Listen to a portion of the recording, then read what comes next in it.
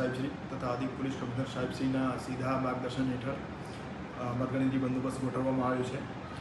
મતગણતરી રાજકોટમાં શાંતિપૂર્ણ માહોલમાં પૂરી થાય તે માટે રાજકોટ શહેર પોલીસ દ્વારા બંદોબસ્તની સંપૂર્ણ તૈયારીઓ કરવામાં આવી છે.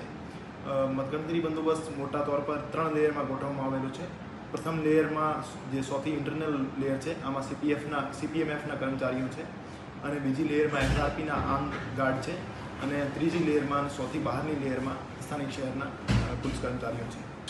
મતગણતરી સ્થળ પર હાલમાં 4 ACP, 10 PI, 40 PSI, 450 પોલીસ કર્મચારીઓ, 40 SRP જવાન તથા 20 CPFFના જવાનો બંદોબસ્તમાં હશે અને ટ્રાફિક બંદોબસ્તમાં 1 ACP, 2 PI, 10 PSI, 96 police, 132 TRB અને 35 હોમગાર્ડ રોકાશે.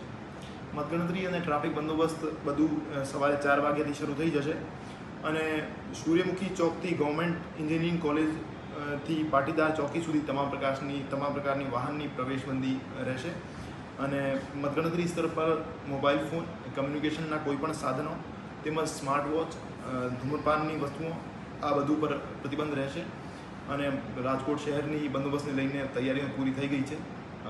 મતગણતરી બંદોબસ્ત શાંતિપૂર્ણ રીતે પૂરો થશે એવી અમારી. ખાસ લોકોને શું અપીલ કરશો કારણ કે ભીડ વધુ એકઠી થતી હોય છે ત્યારે?